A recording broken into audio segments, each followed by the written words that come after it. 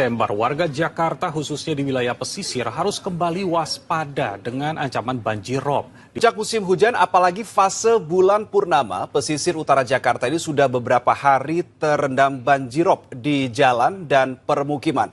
Banjirop kembali menggenangi ruas Jalan RE Marta Dinata, Pepanggo, Tanjung Priuk, Jakarta Utara. Banjirop dengan ketinggian hingga 40 cm. Lebih terendam banjir hingga setengah meter. Kondisi tersebut membuat pelayanan untuk sementara dialihkan ke Polrestabes Semarang. Sementara itu jalur Pantura Sayung Demak yang sudah 9 hari terendam banjir hingga kini kedalaman banjir masih setengah meter. Perkenalkan, nama saya Gusti Said Ahmad dengan NIM 2105 0125 140 165 dari Teknik Mesin Angkatan 2025 dari kelas C Ilmu Hayat. Di sini saya akan menjelaskan kenaikan air laut ke permukaan atau biasa disebut banjirop karena penurunan muka tanah dan pengambilan air tanah yang berlebihan untuk keperluan rumah tangga dan keperluan industri. Dusun di Pekalongan ini perlahan tenggelam dan menyatu dengan laut. Lebih dari 40 keluarga sudah pindah, sementara 28 yang lain masih bertahan. Bencana ini dipicu manusia dan kisahnya menjadi peringatan bagi seluruh pesisir Jawa.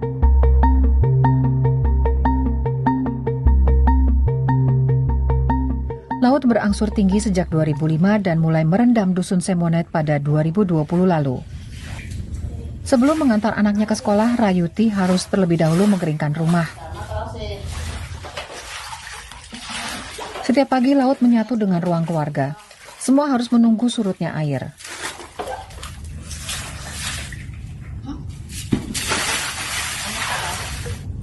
Termasuk si kecil Dana. Kalau naiknya besar ya nggak sekolah, Pak. Lewatnya itu nggak bisa. Lewat mana? Pak terjangkauan, jangan-jangan jurang. Baik, di sini saya akan menjelaskan penyebab utama penurunan muka tanah yang ada di Indonesia, terutama ada di Kota Pekalongan yang merupakan masalah lingkungan serius yang menjadi penyebab utama terjadinya banjirop yang terjadi secara terus-menerus dari tahun ke tahun. Penyebab utamanya adalah pengambilan air tanah yang secara berlebihan oleh masyarakat sekitar untuk kebutuhan rumah tangga dan kebutuhan industri, khususnya industri batik. Penggunaan sumur bor yang masif menjadi berkurangnya tekanan air dalam lapisan tanah sehingga tanah mengalami pemampatan dan akhirnya mengalami penurunan. Selain itu, kondisi geografis di Kota Pekalongan yang berada di sekitar pesisir dengan struktur tanah yang lunak turut mempercepat proses amblesnya tanah. Beban bangunan yang terus meningkat akibat perkembangan pemukiman serta kenaikan muka air laut akibat perubahan iklim juga memperburuk kondisi ini. Berikut dampak penurunan muka tanah dan banjirop, antara lain itu ada dari sisi lingkungan. Genangan air laut yang terjadi secara terus-menerus menyebabkan perubahan kualitas tanah dan air. Air asin yang meresap ke dalam tanah menyebabkan perubahan kualitas dalam tanah sehingga lahan pertanian menjadi tidak subur dan gagal panen.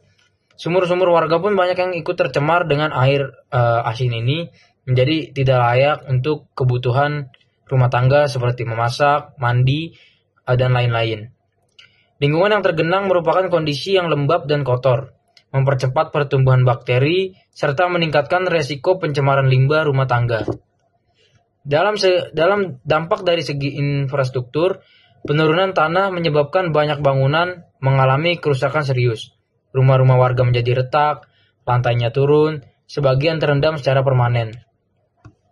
Jalan raya mengalami penurunan dan berlubang, sehingga mengganggu akses transportasi dan meningkatkan resiko kecelakaan. Fasilitas umum seperti sekolah, tempat ibadah, pasar, serta saluran drainase juga mengalami kerusakan dan tidak dapat berfungsi dengan optimal. Dampak dari segi ekonomi juga sangat terasa bagi masyarakat. Banyak warga kehilangan mata pencariannya, terutama petani, petambak ikan, dan pelaku usaha kecil. Tambak ikan rusak akibat tercemar air laut yang tidak terkendali, sementara lahan pertanian tidak lagi bisa ditanami karena kadar garam yang terlalu tinggi. Industri batik sebagai sektor unggulan Pekalongan pun terdampak karena terganggunya proses produksi, rusaknya peralatan, serta sulitnya memperoleh air bersih. Kondisi ini menyebabkan penurunan pendapatan masyarakat dan meningkatnya angka kemiskinan di wilayah terdampak. Untuk dampak dari aspek sosial, banjirop yang terjadi terus-terus memaksa sebagian warga untuk meninggalkan tempat tinggal mereka. Banyak keluarga yang terpaksa mengungsi atau direlokasi karena rumahnya sudah tidak layak huni. Hal ini menimbulkan masalah sosial baru seperti kehilangan tempat tinggal, menurunnya kualitas hidup, serta terganggunya pendidikan anak-anak karena akses ke sekolah menjadi sulit. Untuk yang terakhir ada dampak kesehatan. Nah ini sangat banyak terjadi. Lingkungan yang tergenang air menjadi tempat berkembangnya penyakit seperti diare, penyakit kulit, infeksi saluran pernapasan, dan demam berdarah. Ketersediaan air yang semakin terbatas membuat masyarakat kesulitan memenuhi kebutuhan sanitasi yang layak. Anak-anak dan lansia menjadi kelompok utama yang paling rentan terhadap gangguan kesehatan akibat lingkungan yang buruk tersebut. Organisasi Kajian Proyek National Capital Integrated Coastal Development (NCICD) yang mencakup pembangunan tanggul laut raksasa telah diserahkan ke Presiden Joko Widodo. Ini merupakan mega proyek untuk melindungi wilayah Jakarta dan sekitarnya terhadap banjir. Solusi untuk mengatasi penurunan muka tanah dan banjirop di Pekalongan harus dilakukan secara intens, secara terpadu dan berkelanjutan. Pengambilan air tanah perlu dibatasi dengan ketat dan dengan mendorong masyarakat dan industri beralih ke air PDAM atau air permukaan agar laju penurunan tanah dapat dikurangi. Sekian dan terima kasih.